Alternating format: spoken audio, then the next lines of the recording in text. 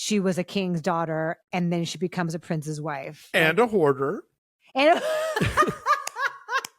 she is a straight up hoarder. No one talks about that.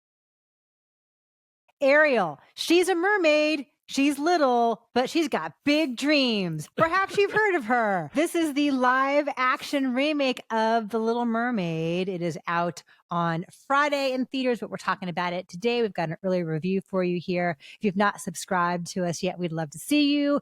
All the big summer stuff is coming, including Little Mermaid. We did a quick little reaction video when we saw it on a Saturday morning, and a lot of you guys have a lot of strong feelings about The Little Mermaid. And so I look forward to continuing this engagement with you guys.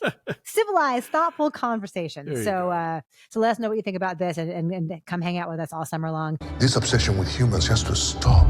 I just want to know more about them. Ariel! When you say live action remake, I think what you really meant to say was CG animated remake with mostly mocap characters and a few actual human beings.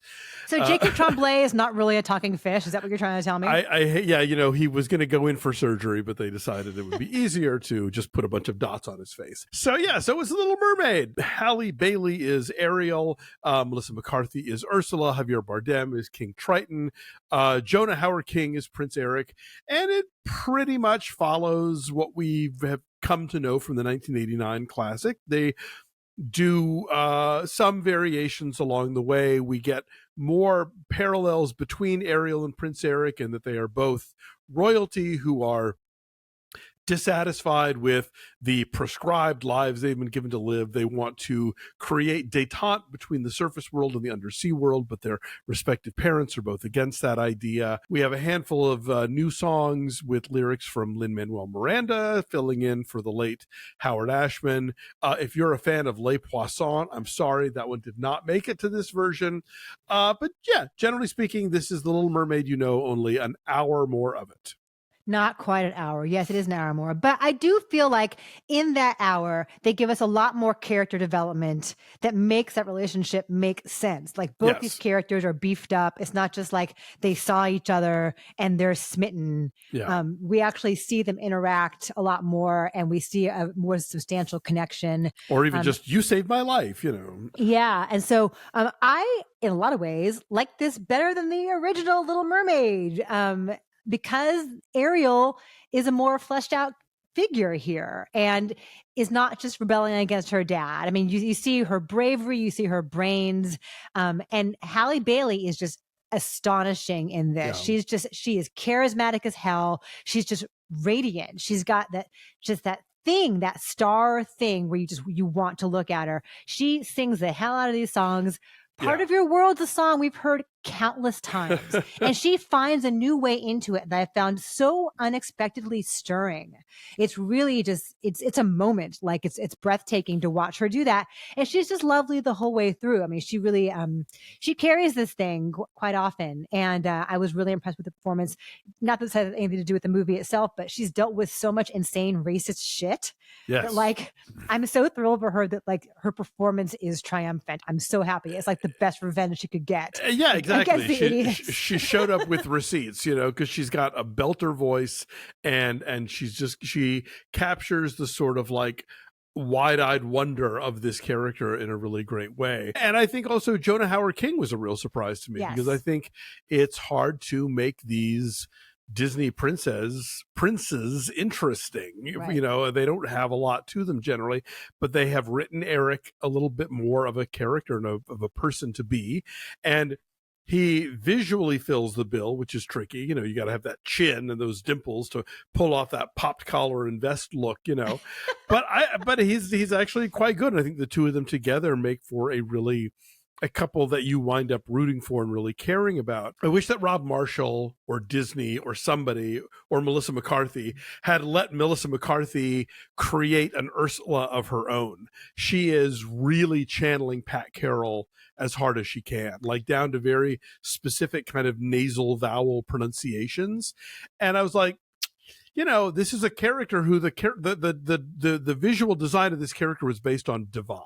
Right. You know, it's so drag queeny. It's yes, huge. and Pat Carroll's great, Yeah. but like, Legend. if you're going to hire Melissa McCarthy, then like unleash Melissa McCarthy. I think she kind of does find her own way into that. I think her delivery here and there is very much her and not as like wildly snarling as Pat Carroll. I do think here and there she does find her own ways into a character, which is pretty iconic. Yeah. And the way she's rendered is one of the few things I think work visually about this film, like how she like lights up from underneath and looks kind of like a carnival ride. Like the tentacles look like one of those things that make you want to vomit up funnel cake. Yeah. So I thought that was kind of effective. The big weakness for me here are the visual effects. Like Under the Sea, lots of bright, vibrant colors. The choreography is very elaborate. I never for a second felt I was actually under the sea. Like there's an airlessness and a flatness about all of it that is very detached. And like with like the hair billowing, like it never quite like floats right. I never felt like I was truly underwater. And it's like, James Cameron, man, he messed us up forever. Like once you've gone to Pandora, you can never go anywhere else, I don't think. And that's like the big weakness is that the visual effects kind of I'd forgotten about it when I was writing my review, but Fred Topel had a funny tweet today about how, they're recreating a lot of moments that you remember from the film. And they do the part where Ariel's like behind the rock and the wave crashes behind her. And in this movie, as Fred puts it, it looks like somebody just threw a bucket of water behind her. It's kind of like... sort of, they kind of half-ass it. I'm like, you have digital water at your disposal. This should be like blowing me away, Mm-hmm. Yeah, for the most part, that was surprisingly good and better than the vast majority of the live-action remakes. Like most of them are needless and they suck.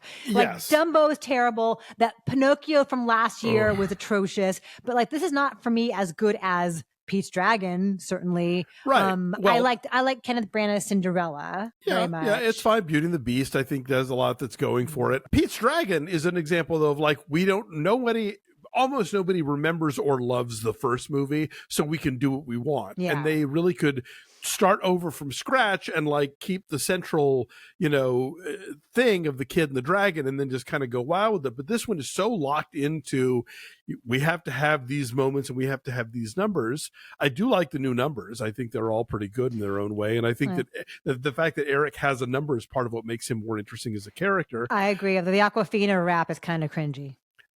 It's look, there are 8-year-olds who will memorize that thing and drive their parents crazy, and that's how you start off being a musical theater kid. So why not?